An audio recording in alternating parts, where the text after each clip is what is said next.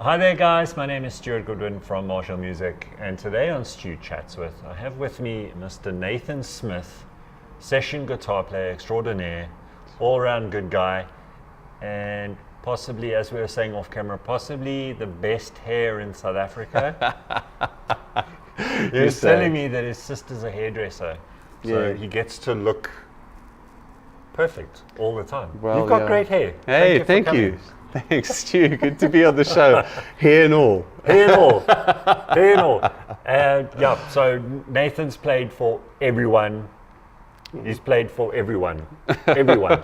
If you've seen him on The Voice, you've seen him Spell, Any Boss, The Voice, Nuit for Nuit. I mean, you've been there, done it, got the t-shirts. Yeah. Well, we'll talk about your t-shirts in a bit. While you're on it, yeah. Remind me to talk about your t-shirts. Okay. Okay. But first, let's talk about your musical background. When did you start playing guitar? Tell us about your childhood growing up musically.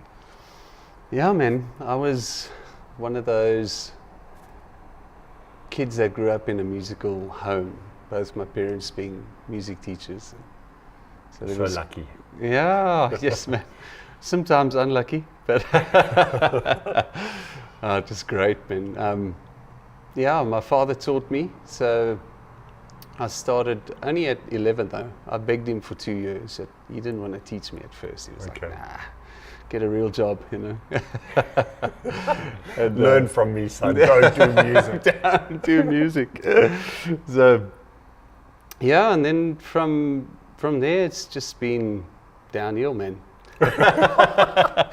No, I quickly started a band, and I think we were called something like Earzone Friendly or something. Okay. Yeah, we ended up playing on like Ecovision, which was like a TV program thing back in the day, and kind of went through high school, explored more the rock thing, and then started a band called Dead Sea Surfers. Yeah. And and then also played the festivals with that thing as a high school lad, you know. Yeah. And well, what were your musical influences growing up? I mean, in those early times, who were the guitar players you looked to, or any musos in general? Who were your heroes?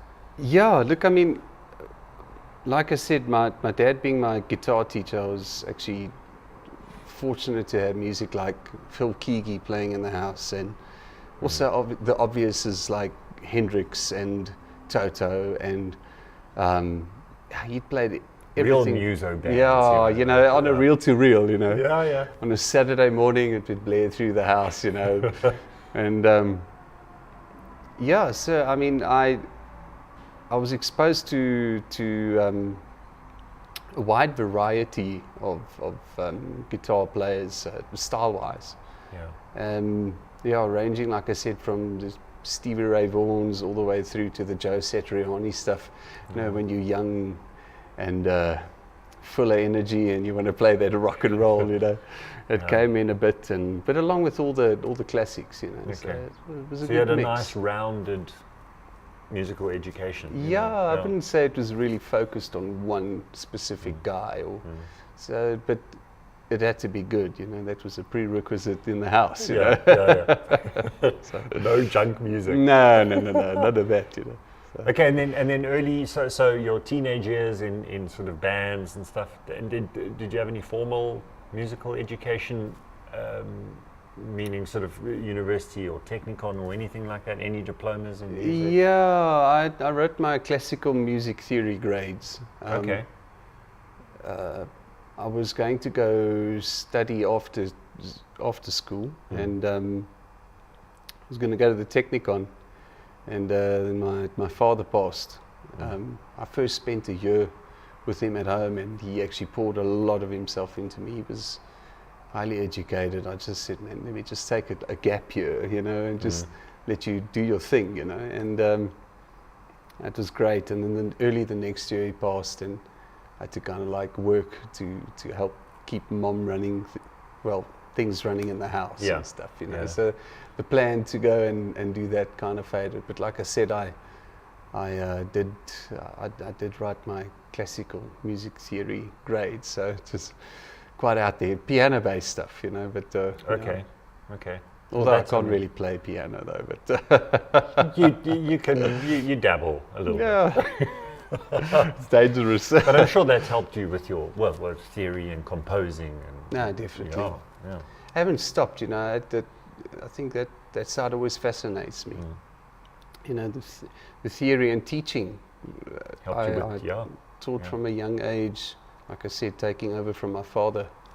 And there you're constantly on your toes because you're teaching guys that are just kind of starting out, and then you're also teaching guys that are playing in the industry already. So you really have to kind of keep your you've got to be on your toes. Your theory head polished, you know. And it's the best way to learn is to teach, right? Yeah, that's it. Convey the info. I'm sure you still get questions, you know, like every week where you go, about I'll that. get back to you on that. Just stay one step ahead, man, if you can. And then how did you get into the whole session scene and I mean, what happened after your studies?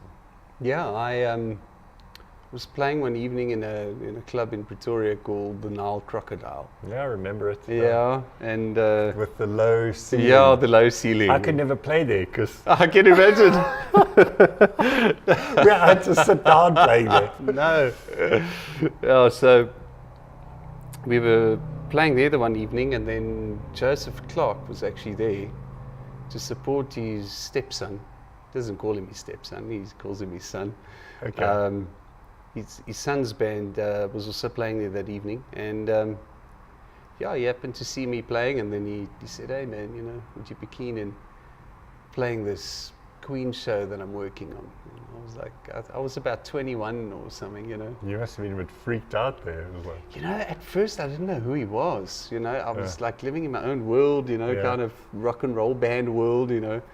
And so I kind of like answered him by saying I'm quite busy, and you know, not knowing who I was speaking to, you know. And luckily, you know, about a year later, I got a call saying, "No, I'm finally ready with the show. Would you be keen to maybe do that thing?" And then that's really nice that he got hold of you again. Yeah, man. Yeah, cool. Yeah, luckily, and because it's been such a journey, man. And from there, things just kind of skyrocketed. Show-wise, I mean, that the Joseph Clark, the Music of Queen thing just went, and then from there it kind of branched out. Did you just perm your hair up and down? Oh, no black hair, even longer, bigger hair, you know. So it's quite toned down now, you know. Yeah. Older I get, you know, it just keeps turning down.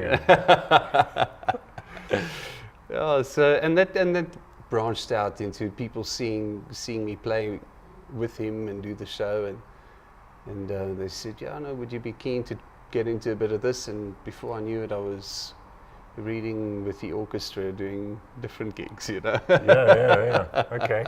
And some memorable early kind of memories for you, gigs wise. What kind of stands out for you?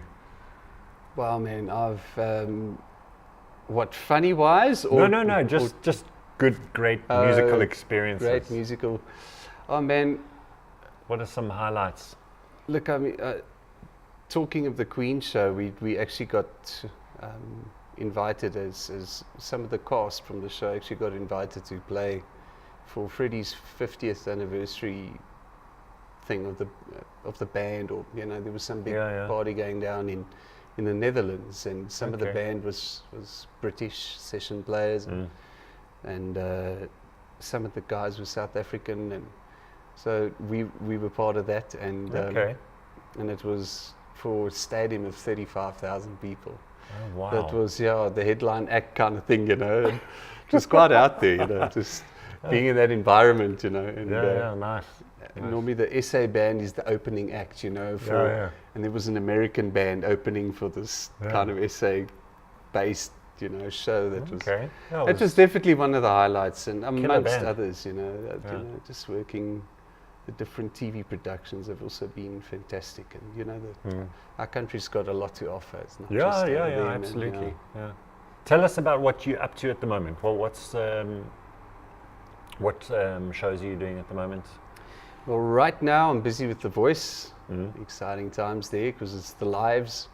So what goes down is what goes down. You know, it's good times.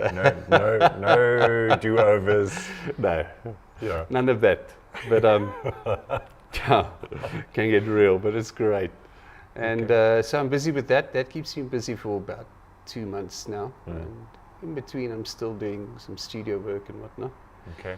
I'm busy on an album. Okay. That is long overdue. you Okay. know. Good. And the vibe on that? What do you? Yeah, that's like blues rock, but not too heavy rock. You know.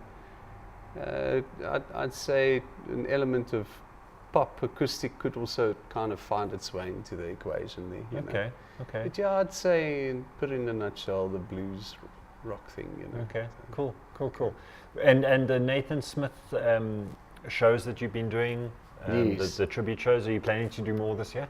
Yeah, that's been fun, man. You know, just taking the guitar players that I grew up enjoying and that I, you know, currently enjoy as well, and just explore them a bit and play the show. And there somehow seems to be a market for it. You know. Well, I think that they are brilliant. I've been to a couple of them. They are brilliant. cheers, man. And Thank you. what I and what everyone else says and what they really appreciated is the fact that you play the solos of Eric Clapton and Garry Moore, and you play them note for note, Oh, man, which sure. takes a hell of a lot of work. Yeah, man. You know, anyone can play the first few bars of the solo and then improvise. Kind of go somewhere with it, yeah. What the guys want to hear on those classic solos is they want to hear the solo note for How note. it was done, yeah. And you do it brilliantly. Thank so, you, man. Yeah. Appreciate it. Thanks for listening, man. Well, I listened to the first song and then I went, no, I'm joking. Most of the time it's like, yeah, guitar solo. Okay, where's my beer? Let's talk about your gear. Yes. Let's talk about your guitars. What's your main squeeze at the moment? Yes, I've got my workhorses. I'm not really a collector. Yeah. I think my main workhorse, I'd say, would be the Fender Strat. Actually got it here in Marshall Music. Okay. Yeah. And a couple of years ago, man, sure, over 10 years ago. But yeah, that's my main guitar, I'd say. But I'm not really a one guitar kind of guy. I'm more like a tool for the job kind of guy. Yeah, you have to be. I mean, in your Yeah. line, you can't just. Sometimes you need that sound, you know, in this guitar. You know the drill. I don't have to elaborate. So American standard, is it? American standard Fender. Yeah. Kept it stock standard. Stock standard. Yeah. And you got a nice Les Paul, haven't you? I do. I inherited that. I've got a Les Paul Custom Plus. Yeah. It's a cherry burst. Yeah. Yeah. Beautiful. Yeah, lovely. And obviously for the more meaty thing, the Les Paul is there. And got a telly as well. Also USA standard. Yeah. And then I've got the guitars that you need the whammy for, you know.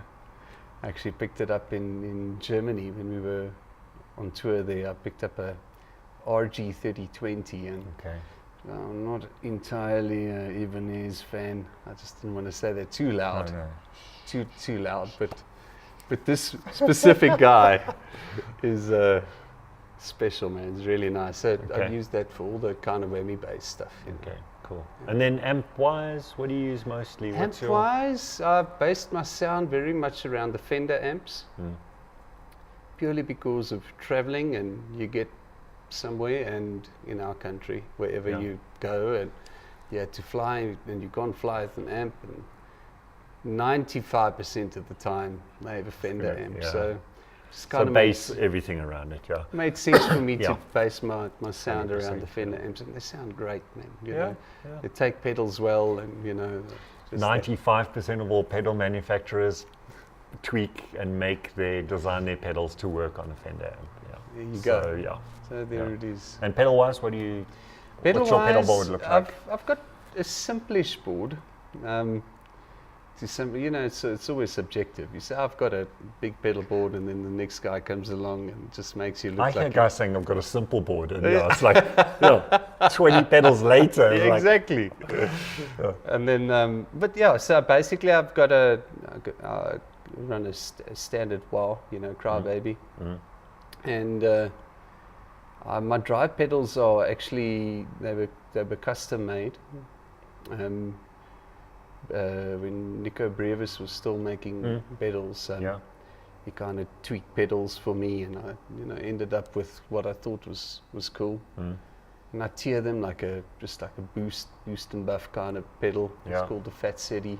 Okay. Mine are still in the old kind of original original ugly boxes that yeah. weren't made pretty, Left them like that. Yeah. No, his pedals sound cool. Yeah.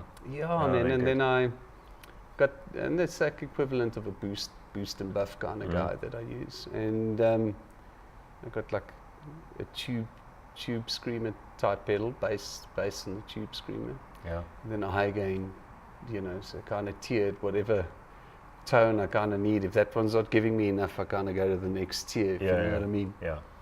Okay. Yeah, and then effects wise, I've got the Eventide time factor as a quick go-to delay pedal. And then I've got the H9 as well, which is nice. Yes, it's for all the just bells and whistles, all the weird stuff. Yes. And what do you end up using most on the H9? Look, oh man, there's so many great sounds on there. Sometimes feel I haven't explored enough, but You probably haven't. yeah. But the reverbs, I must say, I out of everything, I'll probably end up using those the most. I mean, the big, long kind of Those swelly things, all the way down to a nice spring reverb. They got it down to, it's sounding like a real spring. Yeah. No, that pedal's fantastic. Yeah, really, really, really nice pedals. So I find I'm actually using it more and more. In the beginning, it was more for the bells and whistles, for whatever I couldn't create on with what I currently had on my board. And the octave and the pitch stuff is fantastic. Nice. And that's your pedal board? That's pretty much it. Obviously, volume just before we go out. Yeah. I mean, actually, just before the delay pedal. Yeah. Okay. And then and then that's that. Yeah, I try and keep it, as subtle as possible, or minimalistic. Subtle. Is a guitarist ever subtle?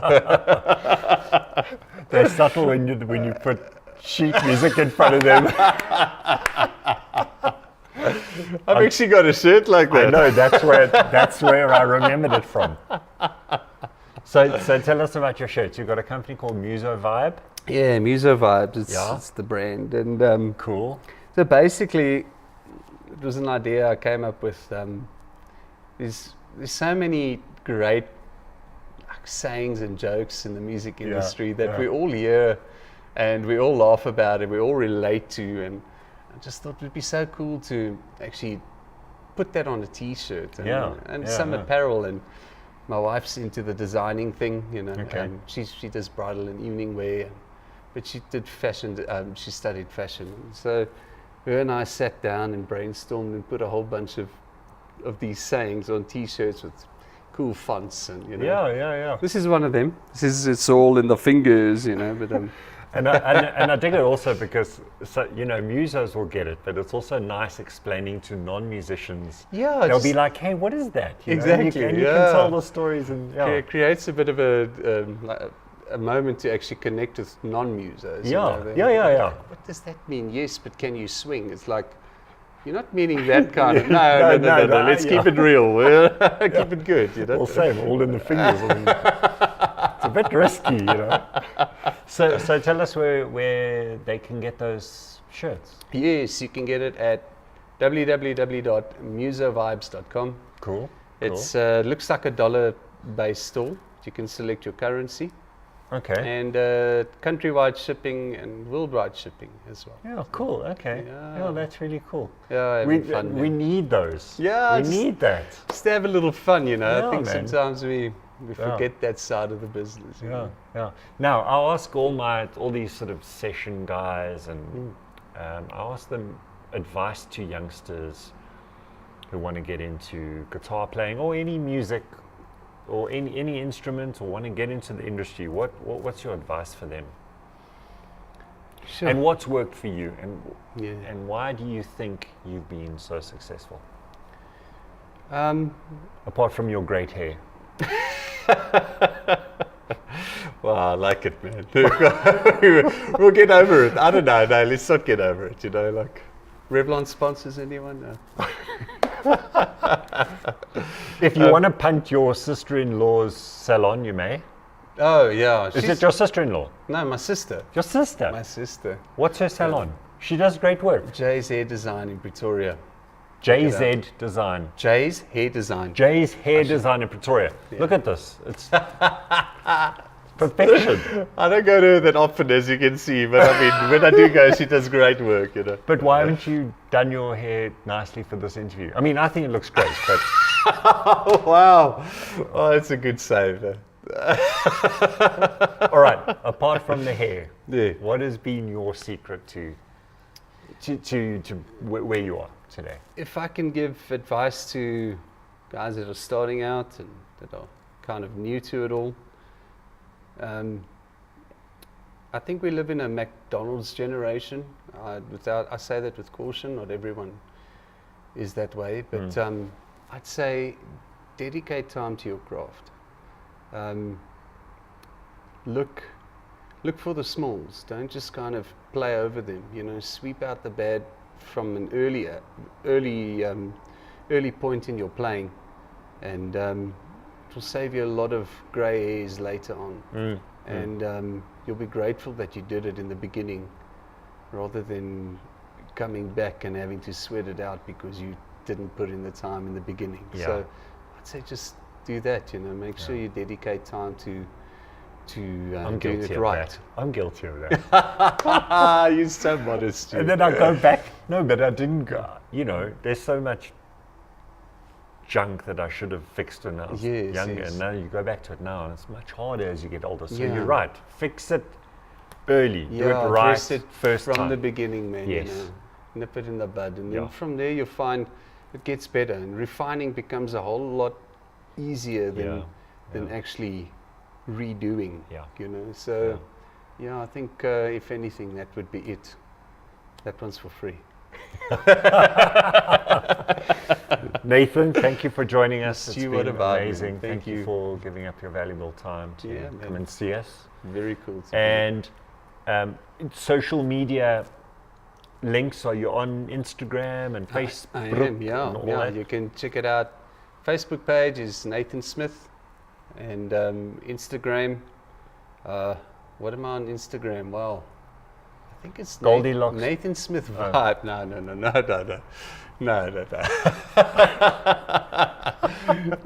Nathan Smith Vibes. Nathan And, Smith Vibes yeah, on due to Instagram. there Okay. being a bunch of other Nathan Smiths in the world, you have to get creative. It's like Gmail. Gmail, like Nathan Smith 2017 17 stroke 81 plus comma. tax. You know? And then musovibes.com. Musavibes.com. Yeah. Musovibes.com for the t-shirts. Check it out. We'll put all those links in the description below. Thank you, Nathan. It's always Thank a you. pleasure chatting to you. Thank you, man. Cool, guys. Thank you. That's all for now. Cheers.